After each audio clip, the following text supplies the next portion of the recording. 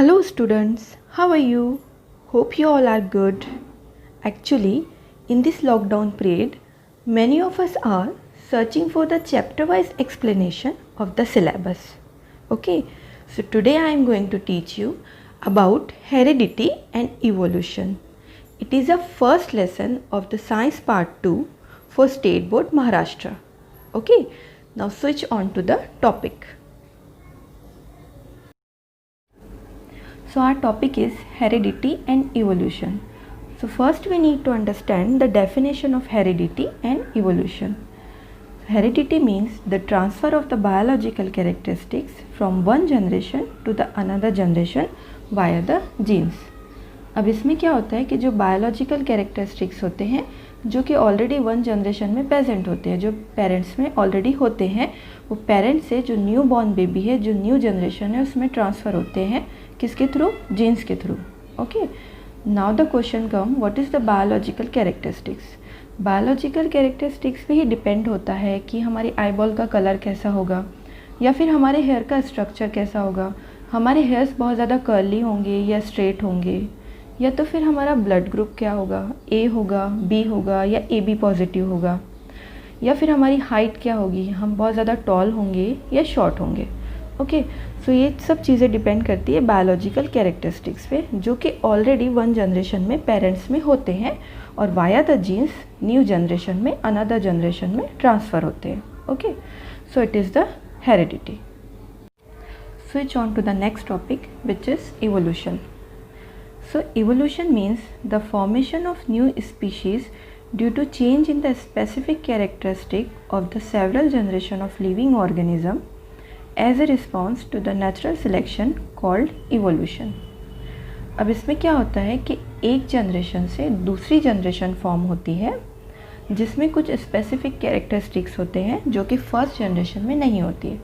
अब ऐसा इसलिए होता है क्योंकि एक सेवरल ईयर के जनरेशन गैप के बाद वो जो फर्स्ट जनरेशन होती है वो इन्वायरमेंट को अडॉप्ट करती है, एंड इन्वायरमेंट को अडॉप्ट करने के बाद उसमें कुछ डेवलपमेंटल चेंजेस होते हैं, एंड सेवरल ईयर के गैप के बाद एक न्यू जनरेशन फॉर्म होती है जिसे कहा जाता है new species. Okay, for better understanding here we can also take the Darwin's theory.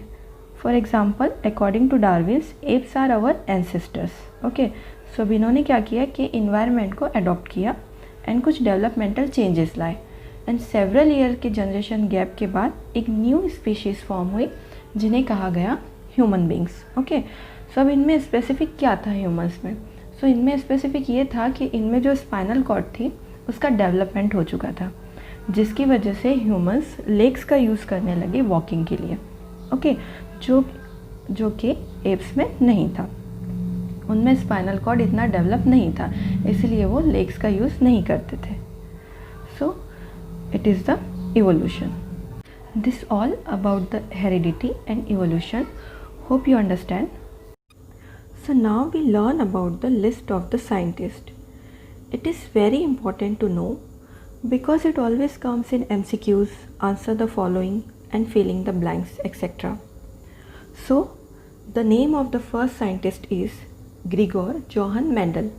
He was called the father of genetic. अब इन्हें फादर ऑफ जेनेटिक क्यों कहा गया? क्योंकि इन्होंने बताया कि जो हेरिडिटी होती है, जो पेरेंट्स से अनदर जनरेशन में ट्रांसफ़र होती है, उसके लिए जीन्स रिस्पॉन्सिबल होते हैं. जो जेनेटिक मटेरियल होता है उसी के थ्रू हेरिडिटी वन जनरेशन से अनदर जनरेशन में ट्रांसफ़र होती है, इसीलिए इन्हें कहा गया father of genetic. Okay, so second one is Hugo de Vries. इन्होंने म्यूटेशनल थेरी दी. अब what is the mutational theory? Mutation means the sudden change in the genes. इसमें क्या होता है कि जो जीन्स होते हैं जो पेरेंट्स से न्यू जनरेशन में ट्रांसफ़र होते हैं, तब जीन्स में कुछ सडन चेंजेस आ जाते हैं, जिसकी वजह से जो न्यू जनरेशन है वो फर्स्ट जनरेशन से डिफरेंट होती है. अब जो चेंजेस आए हैं वो नॉर्मल भी हो सकते हैं और एबनॉर्मल भी हो सकते हैं. Okay, so it's about the mutational theory. The third one is Walter and Sutton. इन्होंने ग्रास हॉपर के सेल में फर्स्ट टाइम क्रोमोसोम को ऑब्जर्व किया कि क्रोमोसोम कैसा होता है, इसका स्ट्रक्चर कैसा होता है. ओके, ये डबल पेयर में होता है और इसमें कितने सेगमेंट्स होते हैं, इसमें कोडिंग होती है, ये सब इन्होंने ग्रास हॉपर के सेल में फर्स्ट टाइम ऑब्जर्व किया, ठीक है। And the fourth one is Avery, McCarty and MacLeod. इन्होंने बताया कि except virus all organism have a DNA as a genetic material. जितने भी अर्थ पे जितने भी ऑर्गेनिज्म हैं उन सब में DNA as a genetic material होता है except virus, okay. The fifth one is Francois and Monod. इन्होंने जो है प्रोटीन सिंथेसिस का मॉडल दिया इन बैक्टीरियल सेल्स में। इन्होंने बताया कि प्रोटीन कैसे फॉर्म होता है, कहाँ फॉर्म होता है, कितने ड्यूरेशन में फॉर्म होता है। So this part is very important for the MCQ's purpose. So comes to the main topic of this chapter which is transcription, translation and translocation. But before going to this, we need to understand the basic structure of cell, DNA and RNA. Okay, कि cell क्या होता है, DNA क्या होता है, RNA क्या होता है. So it will be very easy for us to understand this process of transcription, translation, translocation and along with that the protein synthesis. Okay. So first we need to understand the basic structure of the cell. As the picture shown that जो outermost covering दिखाई दे रही है उसे कहते हैं cell membrane, okay. And जो left side में circular structure है उसे कहते हैं माइटोकॉन्ड्रिया या फिर एनर्जी प्रोडक्शन हाउस। अब इसके सेंटर में होता है न्यूक्लियस, एंड न्यूक्लियस के पास जो सेगमेंटल चेन दिखाई दे रही है उसे कहा जाता है एंडोप्लाज्मिक रेटिक्यूलम, ठीक है। और इसमें जो फ्री डॉट्स दिखाई दे रहे हैं उन्हें कहते हैं साइटोप्लाज्म। सो इन सब चीज़ों से मिलकर सेल बनता है, ठीक है। अब इसमें सबसे ज़्यादा इम्पॉर्टेंट होता है न्यूक्लियस। अगर हम न्यूक्लियस को और ज़्यादा मॉडिफाइड करते हैं तो उसमें एक वेब लाइक स्ट्रक्चर दिखाई देता है, कुछ ऐसे थ्रेड दिखाई देते हैं, उसे कहते हैं क्रोमेटिन। एंड ये क्रोमेटिन ही होता है जो जेनेटिक मटेरियल होता है, ओके। और ये जेनेटिक मटेरियल ही हेरिडिटी ट्रांसफ़र के लिए रिस्पॉन्सिबल होता है, जैसे कि हमने हेरिडिटी की डेफिनेशन में देखा है, ओके। जब हेरिडिटी ट्रांसफ़र होती है उस वक्त जो क्रोमेटिन होता है वो क्रोमोज़ोम में कन्वर्ट हो जाता है, ठीक है। और ये जो क्रोमोज़ोम होता है हमेशा पेयर्स में होते हैं, एंड इनमें जो सेगमेंट्स दिखाई दे रहे हैं उस सेगमेंट्स पे कोडिंग होती है, ओके। ये जो कोड्स होते हैं वो प्रोटीन फॉर्मेशन में हेल्प करते हैं, okay. So we will go through it deeply in our next topic which is the protein synthesis. So this all about the structure of the cell. Now we comes to the basic structure of the DNA. Structure of the DNA. तो DNA कैसे बनता है? तो DNA तीन चीज़ों से मिलकर बनता है, एक शुगर से, नाइट्रोजनस बेस से, and the third one is phosphate. अब जो ये शुगर होती है उसकी टू टाइप्स होती है, एक राइबोस शुगर एंड एक डीऑक्सीराइबोस शुगर. सो जो राइबोस शुगर होती है उससे हमेशा RNA फॉर्म होता है, एंड जो डीऑक्सीराइबोस शुगर होती है उससे DNA फॉर्म होता है, ओके. एंड जो नाइट्रोजनस बेस होता है उसके टू टाइप्स होती है, जिसमें फर्स्ट होता है प्यूरिन्स एंड सेकेंड होता है पैरामिडिन्स. अब प्यूरिन्स की भी टू टाइप्स होती है, एडेनिन जिसकी कोडिंग होती है A एंड गुआनिन जिसकी कोडिंग होती है G, ओके. अब ये जो पैरामिडिन्स होते हैं इनकी तीन टाइप्स होती है. फर्स्ट वन इज़ थाइमिन जो डिनोट करता है T को, सेकेंड वन इज़ साइटोसिन जो डिनोट करता है C को, and the third one is uracil. So ये जो यूरेसिल होता है ये RNA में होता है, DNA में नहीं होता है. RNA में थाइमिन की बजाय यूरेसिल पाया जाता है, ओके. अब हम देखेंगे कि DNA बनता कैसे है. जैसे कि हमने पहले देखा था कि क्रोमेटिन से क्रोमोज़ोम फॉर्म होते हैं, एंड क्रोमोज़ोम में कुछ सेगमेंट्स दिखाई देते हैं.